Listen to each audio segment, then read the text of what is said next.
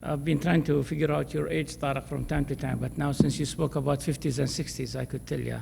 So you were born with the people when they were on the moon, you were on the earth. So no wonder you're doing a brilliant job. Thank you, Tariq, for the introduction. And you touched the heart by those few things. You have said facts about the human, and wherever they can see and conceive, they can achieve. Beautiful said. Thank you. Bismillah ar-Rahman ar-Rahim. Alhamdulillah wa salatu wa salam Rasulullah. By all means, I'm so happy to stand in front of all of you and say the opening remarks of this 11th annual Sustainable Development Congress. Time was 8:30 a.m. Location was Radisson Blue. The day was Tuesday. The year was 2009. When I stood up on the podium of this lovely hotel and I said, let's rock it, let's shake the whole UAE, and let's shake the whole world from the point of sustainability. And that time was, everybody was talking about the meltdown and the impact the financial crisis may have on everybody's pocket, right? So we're watching our pockets. I was watching the sky saying, no, it's not about the pocket. It's about a new term we have all have to look at, that term called sustainable development and sustainability. So I've got so excited. I ran to our Minister of Finance, and I ran to the two ministers, the Minister of Economy, and I went to see the chairmen of Chamber of Commerce and Economy, trying to convince them to come up with a program about sustainability.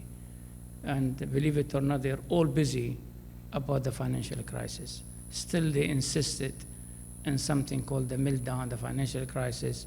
We need to come up with the pro-financial planning or how to educate the community about the financial. I said, sorry, this is crap, this is rubbish. There's something bigger. The financial crisis is man-made, and it can be corrected by a human or a man too. So, but let's keep a focus on something bigger. If we want to have a better tomorrow, then we should have sustainable tomorrow. And sustainability and sustainable tomorrow cannot happen if we don't have the real meaning of sustainability, which is economy part of it. So I was trying to convince them, whatever you're trying to do is part of sustainability. They're not two separate things. They're in love, they're in marriage together, the financial market and sustainability. So I was not welcomed in a way. So that did not give me a reason to stop and live my dream. So I remember I came here to this lovely hotel, and I met the hotel manager. And believe it, it was January 19th, right? After the holidays and Christmas time and other. And I said, I want to do a 2 days conference, 22nd, 23rd of February. He said, okay, and I remember he wrote 2010. Because a conference, you need I said, no, sir, you need to scratch here. I said, what? I said, I'm planning to do it in the next month. He said, what? Rashid, you're kidding yourself?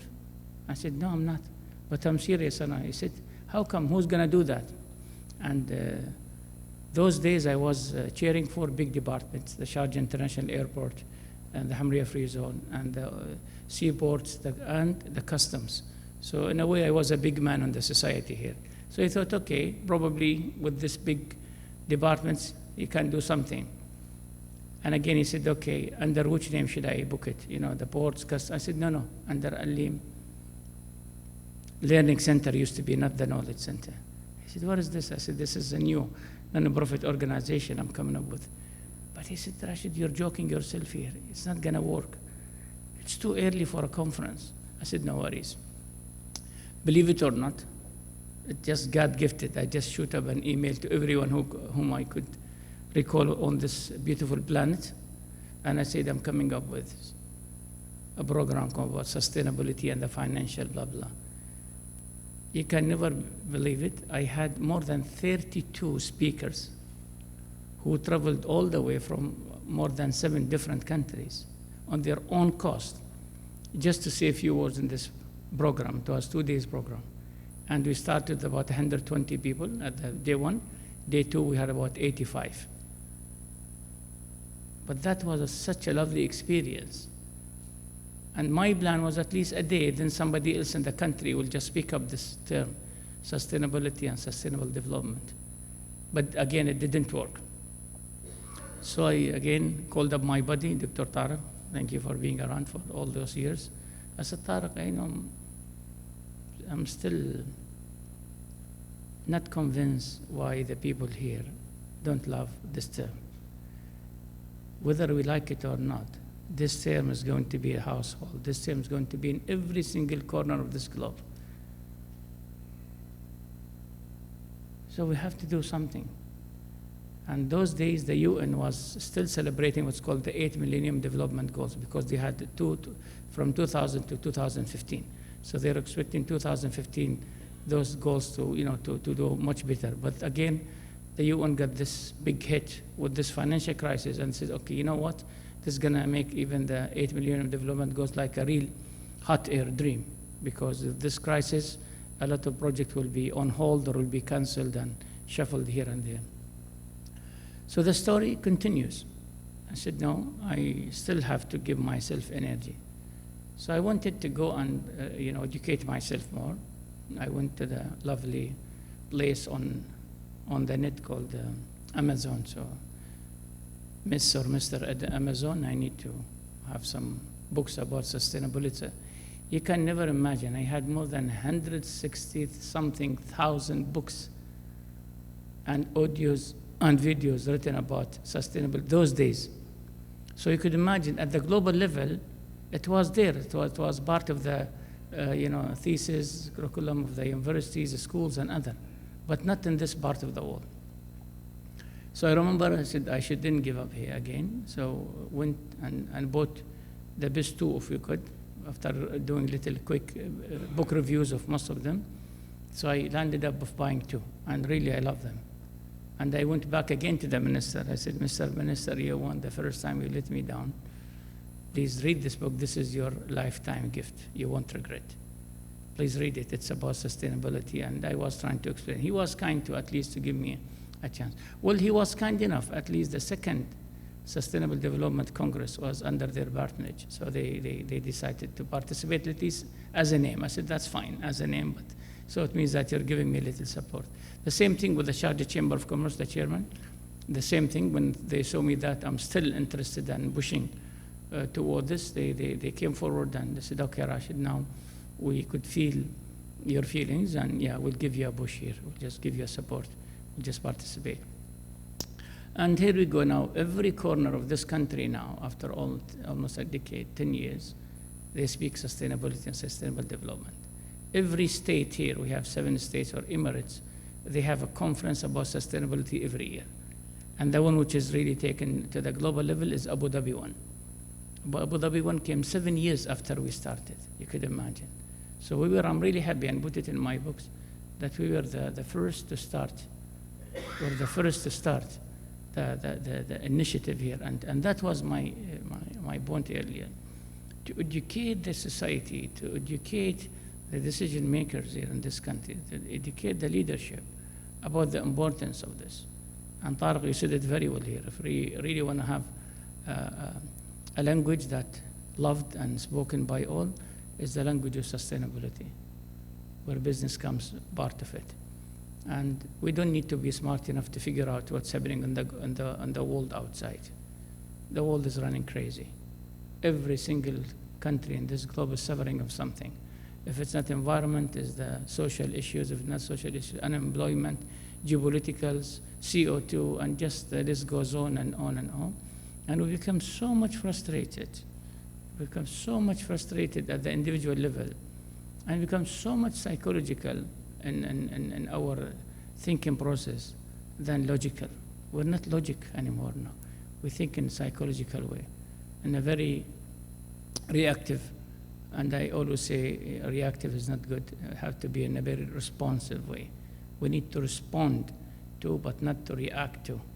What's happening in the world now, whether it's a political or economical or social, is reaction to. And I always say, and I'll give an example about a physician whom you know, whom you love, you believe in. It's the family doctor. If you suffer from headache, you go to him and you tell him, Mr. Doctor, you know what, I've been having severe headache for the last 2 nights. I'm having sleepless nights. What do you advise me? So he looks at your face and I say, okay, Simon, here you go. Please go to the pharmacist outside and he will give you this medicine and he will give you the direction how to use it. You go, you use it 2 nights again, headache is still back. It's not getting away. You go back to him because you trust him. Hey, Mr. Doctor, come on. You know, he told me this medicine is going to work, but it didn't. I'm still suffering from my headache. What's the story? So he looks at you and says, Simon, you know what? Please leave that medicine. Go ahead and take this. This is going to give you a better effect. You go ahead, the first dose, the second, then you're Superman, Spider-Man. So you feel so great, so good. You're back to normal. You go to him and say, Doctor, what's happened? He said, listen, you know, Simon, the first time you took the medicine, your body was just reacting to the medicine. A reaction is no good. The second time you took the medicine, your body was just responding to the medicine, and responding is always good. So this is what we need. We need to respond, not to react to. Right? And you cannot take things for granted. It takes almost 2 hours flying from here to India, to Bombay and other. India is living the worst water crisis ever throughout their history. The worst ever. Tariq said it well, violation started among the people. People lost their life because of water. And in some area, they had to go as much as 50 liters, 50, or even 20 liters, just the bottle in front of you for a family that night. And they had to rescue some states by using trains and wagons to transport water from states to another. They had to cancel so many games, so many social programs because of water. Water is auctioned in the garden city of India called Bangalore. It used to be called the Garden City of India, which is one of the most beautiful cities. You go to Bangalore, the water is auctioned. You put the water tanker and says, okay, who pays more, takes this water. That much bad. So you can't take things for granted. India, 7 months back, I'm not saying 7 years back, they could not even project that something worse, this bad is going to happen to them. So we don't know. We don't know. The same thing a year back when I was in Belgium, first time ever the government in Belgium took so much tough decision about the water uses because they were water scarce. So no rain, water scarce from the rivers and other, then they say, okay, you can't irrigate your plants outside, you cannot wash your car, and you cannot. And UK, I believe, Simon, they have taken the same measure, right? Professor Arif, you were there, so almost, so across Europe, almost. And you know, the heat wave touching the whole Europe nowadays, you don't know what's going to happen. The only thing we know that we're human. And we have to think like a human. We have to have the love and compassion for each one of us here. The planet is too big to accommodate all of us. I was giving my kids a visualization of what my belief in life. I said, you know, landing to Dubai International Airport, you get so scared because you feel that you're going to land in the middle of the desert. And 5 minutes after that, while you're landing, you see the tallest building on the whole earth and the whole globe. It's two different extremes in the same country. So that this country still has got so much in store to keep expanding and building and inviting people. The same thing when you go to Africa and other. The point we haven't seen much in our life. But psychologically, we feel that we have seen everything and we know everything. Psychologically, we feel that everybody has a smartphone, 2, 3 smartphones. But that's not the case. There are people, they cannot even having a simple phone, right? They don't even have a communication at all so far, believe it or not. That's the reality. So we're so much blessed having this much in front of all of us. When Apollo 11 crew celebrated the 50 years of achievement. Armstrong, when he first steps on the moon, said, it is, yes, a man journey, but it's going to be the giant leap for the whole mankind. And he was right. The amount of business opened up after the moon, especially in the R&D and the research, the development on the business schools, and the number of people, kids, those days who wanted to study engineering and physics and science, mathematics, you can never believe it. Millions of jobs were created because of this interruption, right? It's just like what Uber has done lately. A couple of years back, when they came up with this beautiful things called Uber, right? The biggest taxi driver in the globe without having even a location. It's just an idea, right? So this is the beauty of ideas. Now, they have created millions of jobs, isn't it? Across the globe, there's no country almost without having their services. They're operating in more than 180 countries now. Now, what is the new about me as an individual? Some of you probably may knew that I was invited in first, and that was my, I would call it so far, the best achievement in my life ever. I was invited by the UN in Geneva to participate in a 3 hours program about sustainability and the importance of women empowerment, poverty, and all those sustainable things. It was first time in my life to be speaking in the UN under their platform in the headquarters in Geneva. And that took 3 hours of interactive workshop.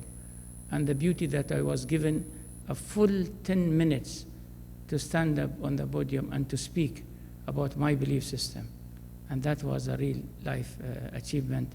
I really loved it because this is the place where I wanted to raise my voice and to tell. We had more than 30 countries participating in that workshop and that area, but believe it was non-stop, 3 hours non-stop with no break, and that's the beauty of it. But to me, I swear, it was just like 3 minutes. But I did not leave I did not leave that day the UN headquarters. I requested a meeting with the UN Higher Commission of Refugees, and the director was kind enough, but he was sharp enough too. He said, I don't have time for you. It's going to be only sharp 10 minutes. I said, I need only 5 minutes, not even 10. Anyway, so my office was kind to organize through the protocol the meeting, and the meeting was scheduled, so I was there before the meeting time. We went inside his quarter, and we met with him. Guess what? The meeting lasted 2 hours, and instead of 10 minutes. And after we wrap up the meeting, he insisted to give me a goodbye, a warm goodbye, I should say. And he was kind to step down. It is a ground +5 floor, and he was sitting on the top. You know, the chairman, the people love to sit on the top. I don't know why. They're always on the top, but still they love to sit on the top. So he was there. He came down with me, greeted me, and said goodbye. His office manager called up my office and said, is your man is a royal family, is one of the king's family from the region? She said, no, just a normal common person.